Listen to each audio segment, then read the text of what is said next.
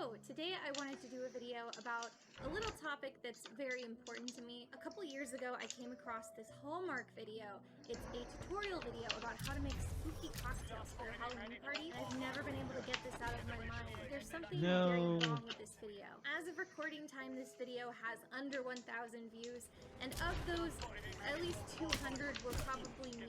So I figured today we could go over this together. No!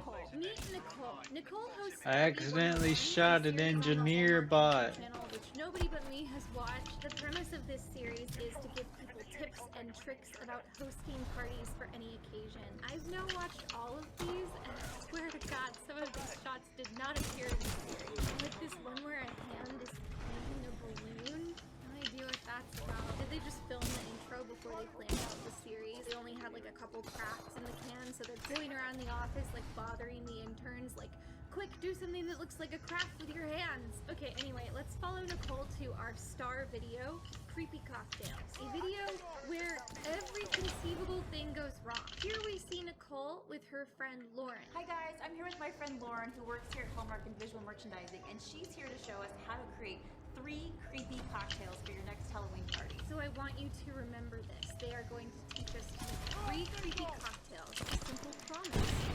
Okay, well this is a punch idea, and punches are great for parties because you don't have to mix cocktails all night long. You know, that's a big drag at your own party. So I made this punch, and it's a beautiful, delicious autumn punch. So Lauren goes, I've made a punch. And then Nicole says, If you want Lauren's recipe, we'll have it in the description, so check it out. cool. So what is this video for? Why isn't this just a text recipe on like Instagram or the website? Why is it a video? So all you need is a punch and some dry ice. Lauren's party hack is just to make any punch and put dry ice in it. That's it. That's Halloween cocktail number 1. Put something in a bowl and put dry ice in the bowl. Does she think she invented dry ice? It's not even in a cauldron anymore. So here is the first piece. And it's just going to go. Is that amazing? I love that. How long will that last? Oh, it's spilling a little bit. You guys gonna do another take? No? Okay, sure. Why bother? Nicole decides that instead they can just turn this into a learning experience. So you want to maybe not fill your punch bowl so full or have it on the surface that if it spills over, it's not going to Hey guys, hot tip for our viewers at home. When you make this punch, try not to spill it everywhere. I think it's time for me to let you guys know that this video only has 2 comments. The first one is, it's spilling. So this is where you start to pick up on the tension between Lauren and Nicole. This is something you'll start to notice about Nicole, is that she needles people. And by people, I mean Lauren.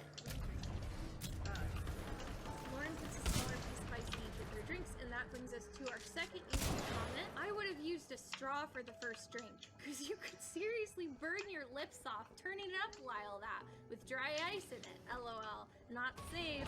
Thank you, Amber. Should I really drink it? I love that whoever edited it was like, yeah, I'll leave that in. So anyway, they both like gag and choke on the dry ice smoke. They clearly hate the first drink. It's kind of foamy, but it's not. It's more smoky. It's right. It's great. Yeah, I love it. They're really selling me on these cocktail ideas so far. Okay, cocktail number 2. Okay,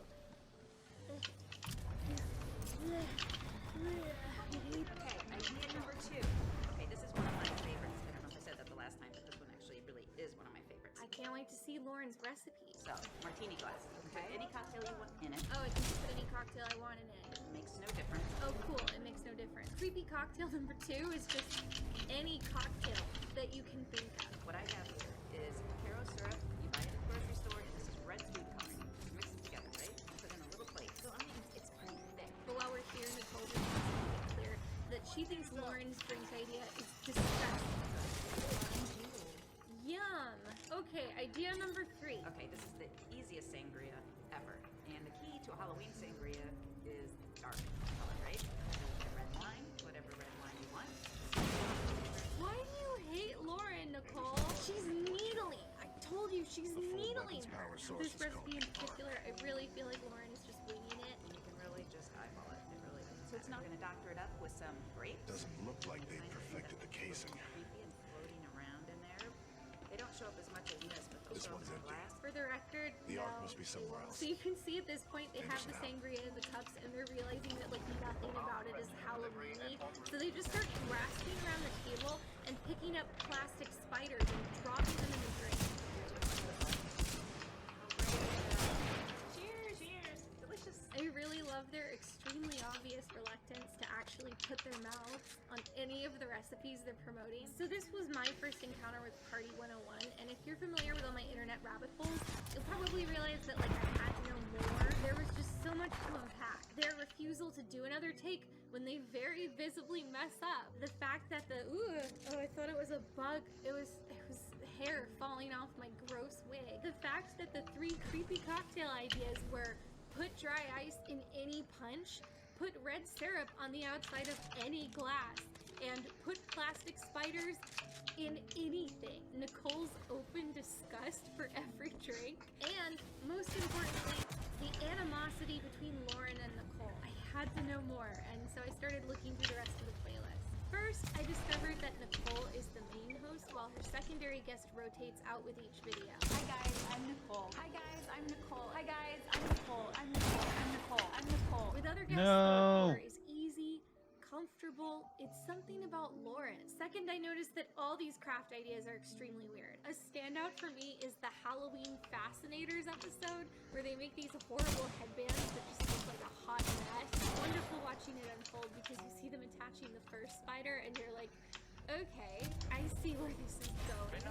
I feel like this is going to look very bad, but you know, it's a DIY video, so you assume they have some tricks up their sleeve and like the end result will surprise you, and then you watch it unfold exactly the way you expected it to, and it just does actually look very bad. The Halloween Fascinators video is also notable because in that, you realize that the editor of the Creepy Cocktails video didn't have some kind of special malice. They're just like genuinely incompetent or not paying attention. They just care a negative amount. And you're not going to see underneath here, so however you can attach it, it doesn't matter. Exactly. And it doesn't really matter what it looks like on the bottom because, well, you're not going to see it. So you can see there's this little bit kind of messy under there. Exactly. She just says the exact same thing twice in a row. That's the moment that made me go, oh, maybe they do multiple takes when they film these, and then the editor just doesn't look at them. This also confirmed to me that once the editor is done exporting the video, they do not watch it back a second time, and they also don't forward it to anyone else that approves it. It just gets kind of vomited up on YouTube. Or there is an approval process,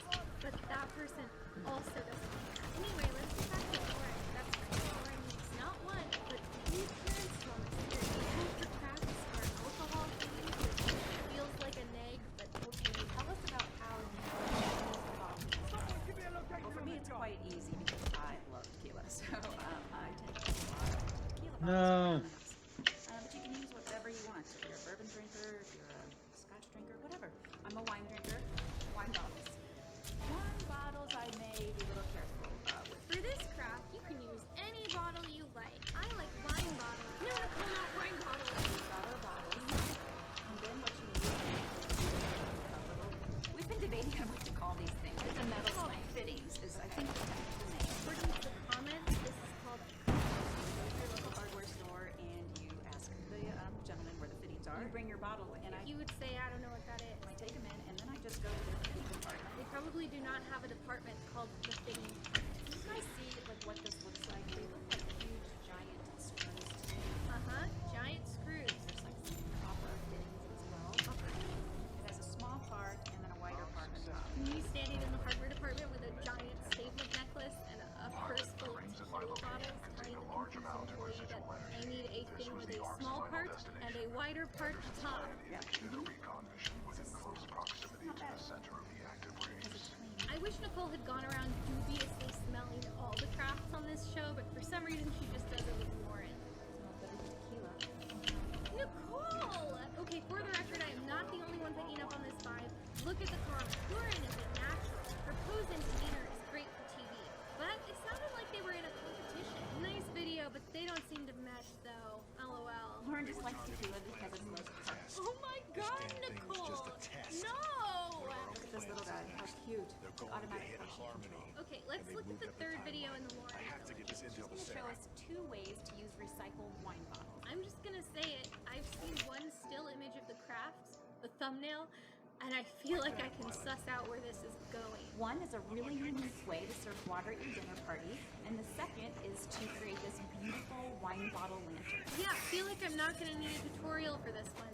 Thanks. But okay, I'll hear you guys out. What I've been doing, and I actually learned this on a trip to Italy, that was amazing, but they just take their old wine bottles, fill them with water, and have them in the fridge all the time. And so you just grab them and set them on the table, and they're beautiful, and they always look amazing. So you would have these already pre-chilled so they're nice and cold. Yeah. You learned this on a trip to Italy? You learned to put water in a bottle? Wow, I really need to do more international travel and broaden my horizons to these exotic lifestyle tips. And then would you do anything else to these? Why no, Nicole?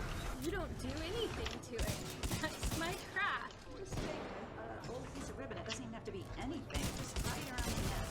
I mean, you can just even wrap it around a few times. Any way you want to do it. Cute. It's so super cute and simple. Well, yes, it is simple. So you have another idea with a wine bottle. Yes, I have one more idea, and this is even, well, probably just as simple. But have you seen people put like Christmas lights in their old wine bottles? Yes. Look, Lauren, I think I know what this craft is going to be. It's just so Yes. cute, right? So I used to go and try to find Christmas lights and small battery packs, or I'd take the Christmas light and try to hide the battery pack. Yeah. Okay, so there's at least going to be something to it. She's going to have some clever way to camouflage the wires.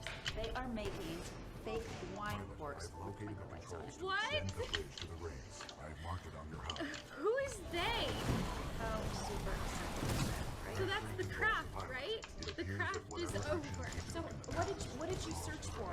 So I was searching for twinkle lights for wine bottles, thinking that, you know, maybe I could find a way to kind of hide the battery pack or a better way of doing it, a simpler way. And this popped up top of the search engine on a major online I site. feel like we're watching this through this like it's a tutorial. Well, I searched for lights to put in a wine bottle, and I found lights that I could put in a wine bottle. So she just puts the lights in the bottle, the thing that the product is intended for. Nicole complains again because she has to. Any vase.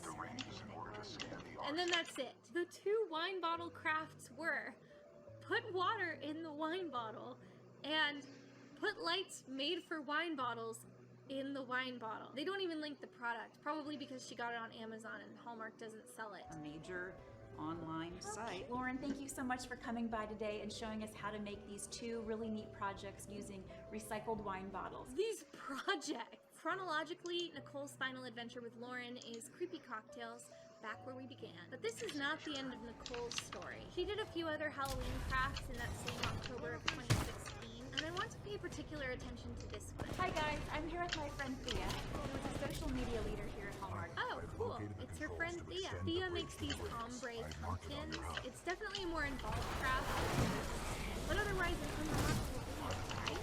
Thea leaves, Nicole does some Thanksgiving craft. How to set this beautiful Friendsgiving table setting. More Thanksgiving craft. I'm here with my friend Alyssa, and she has created for us these beautiful Thanksgiving placemats. I'm here with my friend Ashley. She's here to show us how to make this gratitude centerpiece for your Thanksgiving table.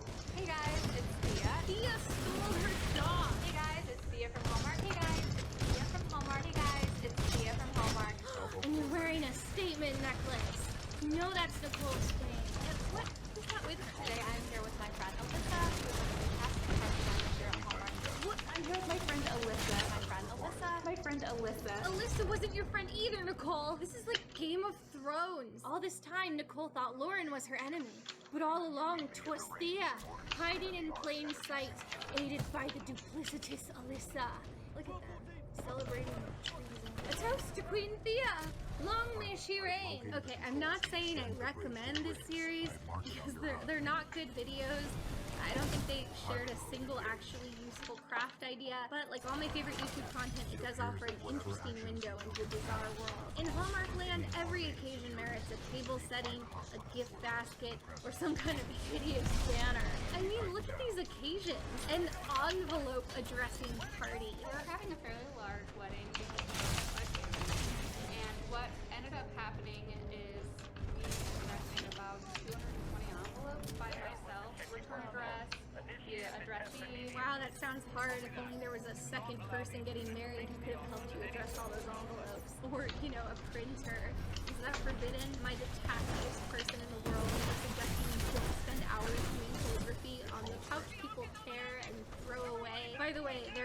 this party is just half rosé.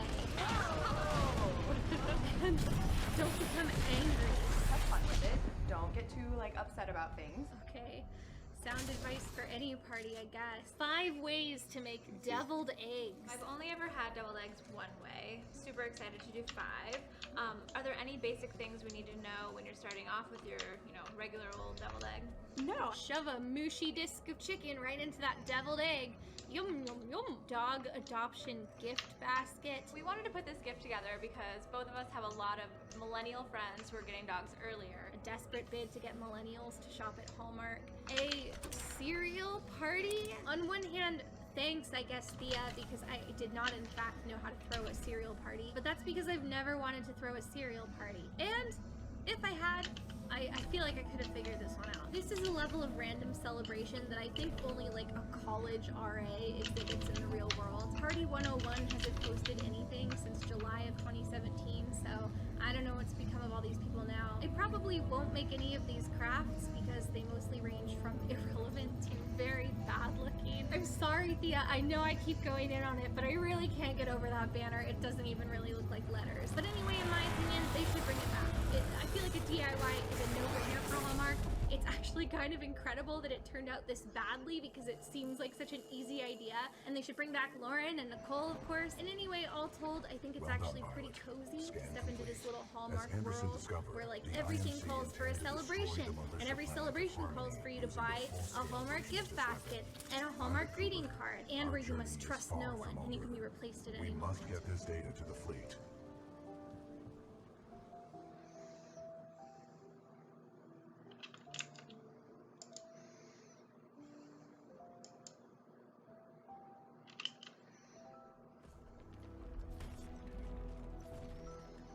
Pilot Cooper, Anderson is dead, but we can complete his mission if we can re-establish contact with the fleet. The interstellar beacon ahead will serve our needs. And if we don't get over there in time? 40 million souls on the planet Harmony will be lost. We must get this information to SRS Commander Sarah Briggs. Pilot, I see the beacon up ahead.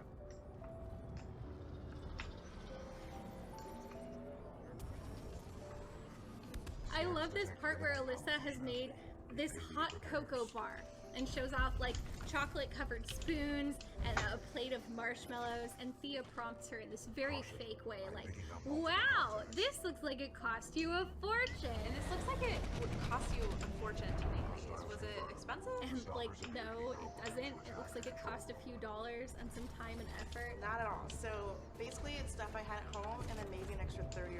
But then Alyssa is like, no, it's actually just stuff I had around my house. And then also I spent $30. It's like, Jesus Christ, $30 for hot chocolate is actually really expensive. And then maybe an extra $30 to put it all together. Thea doesn't even know how to react. She's like, oh. We cannot uphold the mission if you are dead. You will be safe in the cockpit. So, one of my favorite pastimes is to go on Amazon and search for self-published books and just find the weirdest and the worst ones that I can find, and then give them as gifts for holidays and birthdays to friends that obviously don't want them. Usually the books that I find sound so funny that it pains me to give them away. So sometimes I find something so bad and weird that I have to keep it and read it myself. I think I succeeded in finding the worst book that there is ever. I'd like you to meet Troll.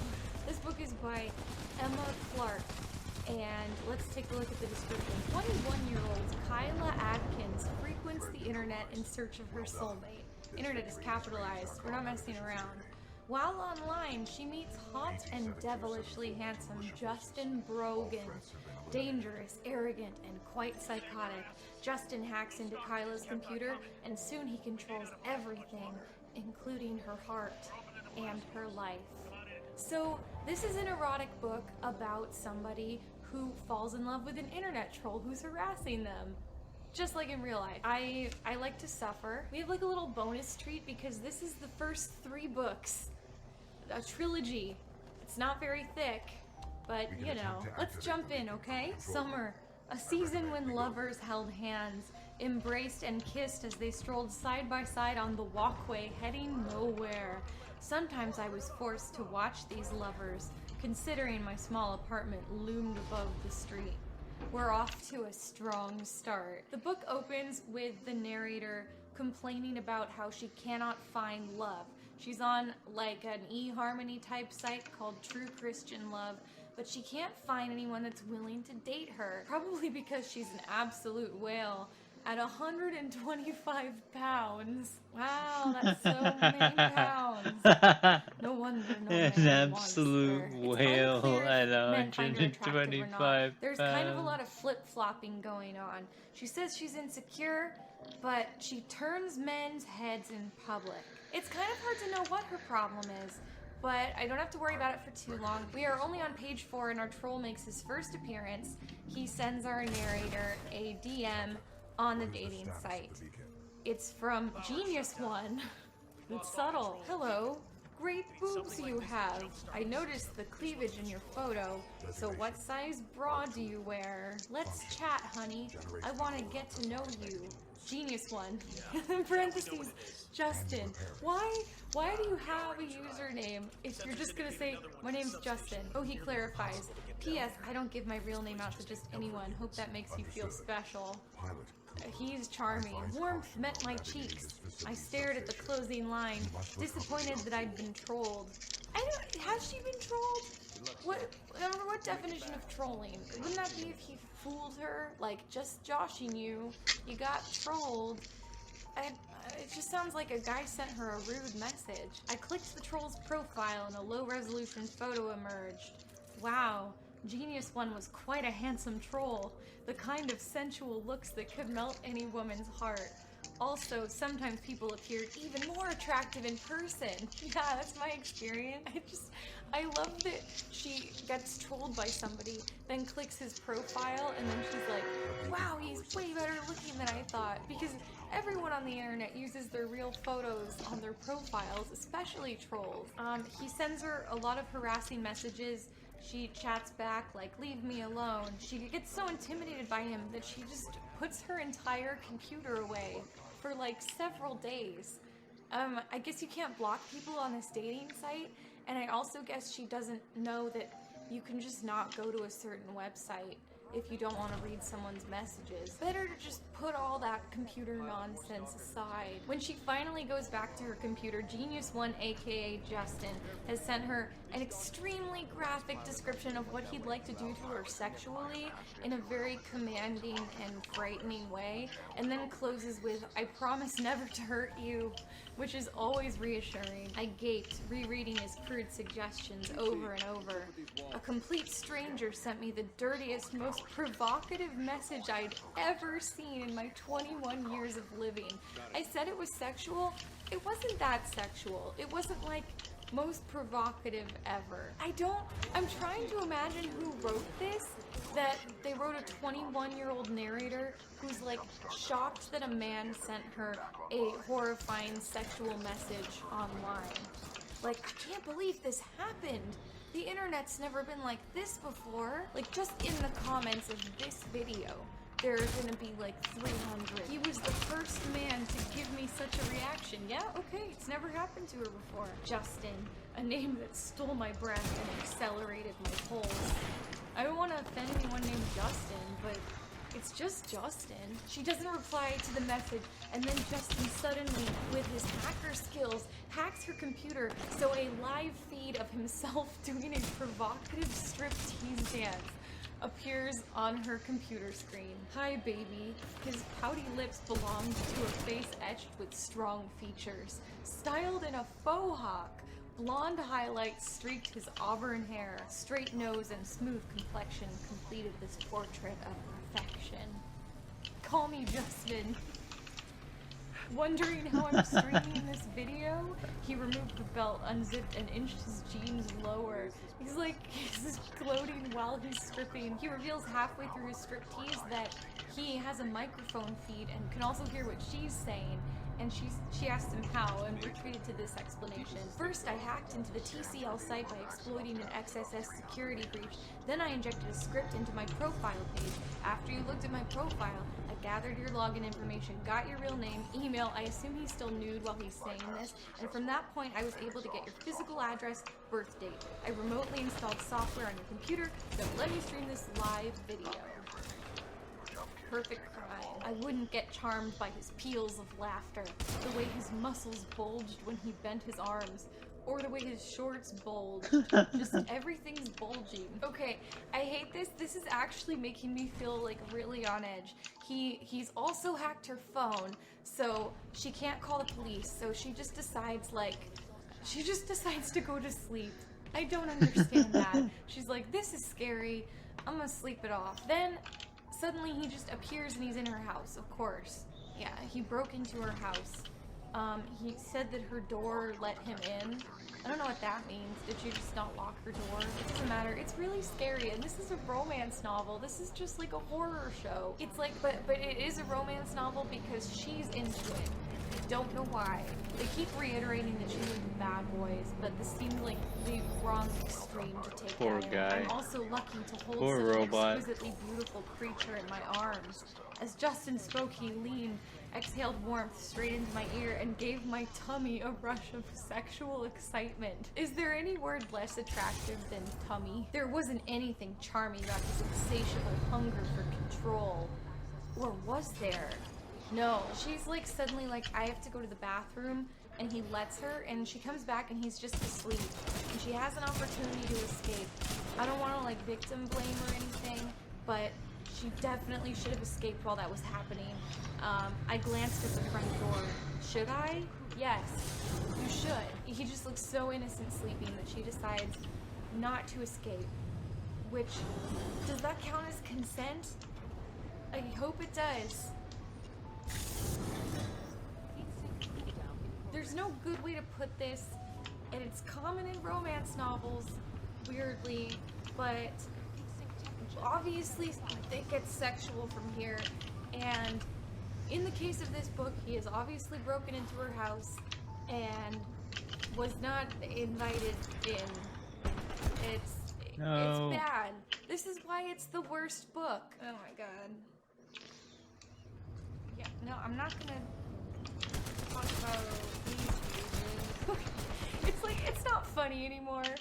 It's really bad, but after everything that occurs, after 24 hours have passed with him in the house, during which many things have happened, I reflected on those hours as I lay in bed. He lay right beside me. Justin, what a strange character. I think that's a little mild. I remained trapped inside this small, dark apartment with a madman, a deadly, sexually potent man with intelligence sharp enough to get him accepted in Mensa.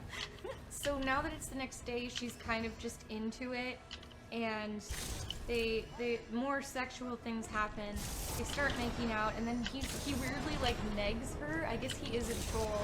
He tells her that she sucks at kissing, and then she gets upset at that. Not that he like broke in, but that he was mean about her kissing. Okay, so I just remembered this was supposed to be the first 3 books in a series, and I don't know where these book breaks would have been if they had ever existed, because I am this much through the book, and so far I've only encountered 5 linear chapters. It's almost over. Maybe like this much of the book is just gonna suddenly be 2 different books. I find it unlikely. I stared, amazed as his blue eyes betrayed nothing except striking beauty. Funny how such a handsome man could be so troubled and weird. No wonder they always said beauty was only skin deep. Yes, that is exactly what they mean when they say that. It's true. He really is an angel who acts like the devil. Justin Brogan, a fallen angel. Prince of Darkness and Light. Prince of Darkness and Light would have been a much better username than Genius One. I have checked. There are 7 chapters. I don't know how that was 3 books, but there are 7 chapters. And chapter 6 is great. The author like suddenly remembered that they didn't set up anything that's going on at all, or like who the characters are, what the character's life is like. So she just starts playing catch up. They're just having pillow talk and suddenly start asking each other expository questions. You do have a job, don't you? Justin asks. I'm a receptionist for a pediatrics clinic. Once I was disciplined for browsing dating sites during office hours, but that's been a while back. I think my boss has given up on me. I offered a quick shrug. He doesn't care if I miss work. Firstly, that sounds like a great job. Second, that's very convenient that you can just disappear for days at a time and no one asks where you went. Though I didn't recall falling asleep, I did recall Justin's sweet compliments. I'd never forget. It was the first time anyone had ever complimented me on my appearance. Girl, I mean, if that's true, then I guess I understand why she likes him. She grabbed them nachos and queso dip to eat in bed. It's been 48 hours and I think they're just boyfriend and girlfriend now. I think like she forgot that he broke into her house. Our conversation lapsed to the subject of my father, Judge Adkins, who annoyed me last week and every week before since I was 18. He keeps giving me these canceled checks to keep in a lockbox. This is a huge 11th hour twist. He's so secretive, he never tells me what they're for, yet he expects me to hide them without questions. I told him if he was so concerned about the damn things, then he should just burn them. Of course, he told me he can't do that. Why? Don't you think it's time you tell me where you're from? Do you have a career aside from hacking computers? I'm a troll. Not just a troll. It's an acronym. For what? Actually, I'm supposed to withhold information pertaining to my job. What is it an acronym for? Shoulders drooping, he lifted his head to meet my eyes. It's about your father and his illegal activities with 3 other judges. As Judge Adkins' daughter, especially as his daughter, you got involved when you started keeping his canceled checks. Oh my god, this story decided to have a story in the last like 3% of the page length. My father is a respected judge, so you have no idea what you're talking about. It's a good thing this author did nothing to establish this at any point earlier in the story. What's my father involved in? I nearly screamed. Isn't it obvious? He's involved in corruption, bribery. And no, I'm not a cop. I'm a member of Troll, a vigilante group of hackers, hacktivists, and my job was to bait you through one of your online profiles, gain your trust until I could find solid proof of Judge Atkins' crimes.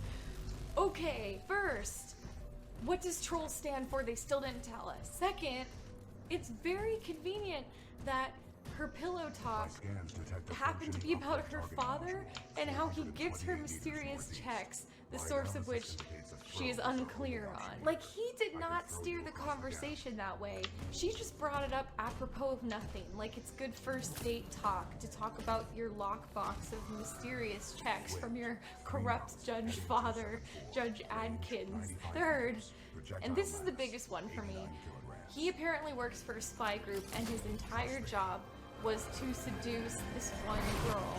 And his strategy was to just send her a private message on the site that seemed like it was from a troll that literally just said, LOL nice boobs.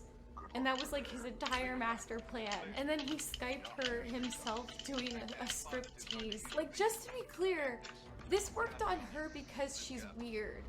But like, what if she had been a normal person?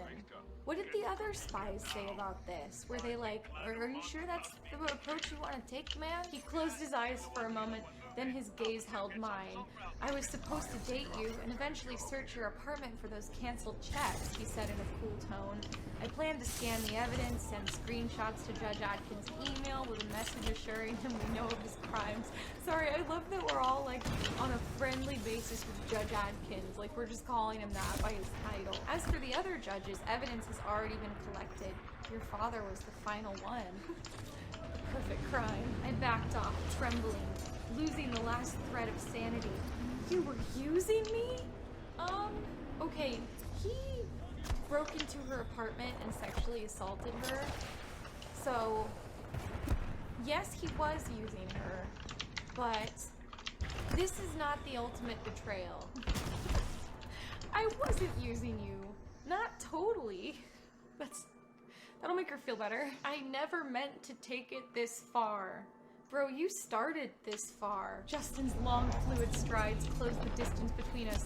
The corner of his lips quirked to a frown and completed his troubled look. Eyes of moonstone lost their twinkle. Justin rushed to the bag and yanked out the contents. He shoved a devil mask over his face. The letter T was airbrushed between bright red horns with the corners of a demonic grin curled into Satan's cheekbones. How macabre he appeared in that hideous thing. Repulsive yet fascinating. Doorbell chimed. Dad shouted my name. Judge Atkins, he's here. And Justin, he whipped out a submachine gun and poised it beside his devilish head. Justin's holding the gun, he's wearing his scary mask, and he tells her to answer the door and that nothing bad will happen. I trust him. She gives him the lockbox of checks so that he will let her father leave unharmed. Wait, why is her dad here? Like, isn't this during the work day? So, for all he knows, she should be at work and not just at her house, randomly. Who comes over without calling in 2017? When was this written? Copyright 2014. Okay, that explains nothing. She tries to escape, but he catches her before the elevator doors open. Girl, take the stairs. I don't want you. Why the hell not? His eyes were wild. Is it not obvious? Like, what has he done right? Is he still wearing the devil mask when he asks her this question? He removed the mask. He was wearing the mask. Okay, she kicks him in the crotch, and then she runs away. I went for the door, but it's stuck, and the knob wouldn't turn. I threw myself at the door and used my fist to pound it. I refused to give in, even as my knuckles throbbed and became slick with blood. How long has she been hitting the door? Justin remained in a fetal position, crying, sobbing. I reached in his jeans pocket where I tugged out the wad of canceled checks. As best I could, I ignored his fiery glare. How long has this kick to the crotch left him incapacitated? I left the apartment and briskly walked to the elevator. I made a detour for the stairs, thank you. She's outside, we're good. A scraping noise cut through the nocturnal stillness. Instinctively, I glanced back at my apartment and spotted the source. My window scraped the frame as Justin raised it and peered out. You owe me, Kyla. I literally didn't know the main character's name until this moment. You owe me, Kyla. Only you can make this world right. Only you can make the darkness bright. Lyrics. He'd quoted lyrics from an old song of all things. I don't know what song that is. I'm gonna find out. Only you can make this world right. Only you can make the darkness bright.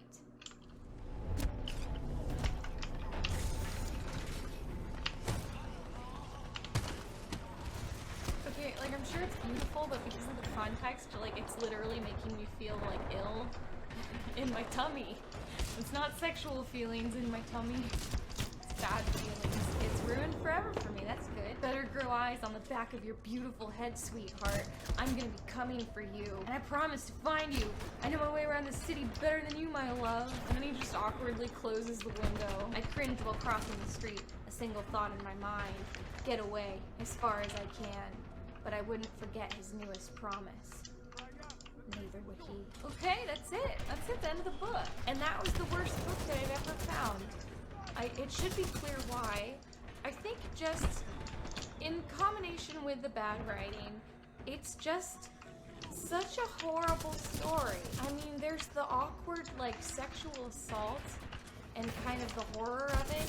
It's probably the least charming romantic hero I've ever seen. And whose fantasy is this? Like, usually when you get disturbing messages online, you're like, wow, that's scary. I hope I never run into that guy. You're not like, ooh, go on. Maybe I'm alone in this. Maybe that is a fetish. It's kind of beautiful because it illustrates, like, there's this weird trend of heroes who kidnap people and take them against their will. And I think this kind of is like the thing that would kill it. You know how, like, Daredevil was really bad and it killed superhero movies for a while? If this was mainstream and a lot of people read it, this would kill that kind of romance novel, like the dubious consent romance novel, because everyone would be like, oh, that's right, it's gross and creepy. So maybe it's a good book because of the power that it holds. It kind of just hit all the marks for bad fiction that I like. Ridiculous premise, weird pacing. It quoted song lyrics, which is great. It hits a specific niche, and I respect it for that. Now, okay, here's the question that I'm left with, is who is Emma Clark? Like, what is her deal? Was this written by a male troll? Where this seems like a male troll fantasy and not a woman's fantasy. Where it's like, well, I bet whatever women that I'm talking to online would be really impressed by my hacking skills, and I bet they're secretly excited by those creepy messages that I send them. It's such a misunderstanding of what women like that it feels like that's a pseudonym. But the other explanation could be that it's a female using a pseudonym just because this is her embarrassing weird fantasy. There's also another possibility that it's a Midwestern mom with no shame. That's a lot of romance novelists. And it would also explain why she doesn't understand how the internet works. The idea of blocking on websites, the fact that people don't always use their real photos, and her total misunderstanding of what life is like as a 21-year-old with a job who uses a laptop. I hope you enjoyed this descent into madness. I will link the Amazon page because it's important to support independent authors. Even when, like, you know, and I had a horrible time. Thanks for asking.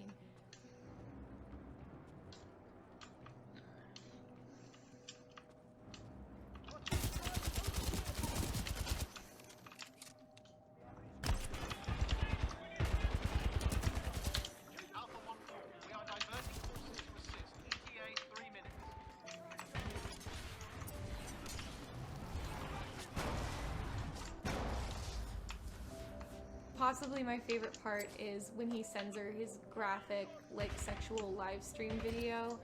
He does, like, overly explanatory dirty talk where he's like, I'm imagining that I'm having sex with you. And it's like, yeah, I know. It kind of goes without saying.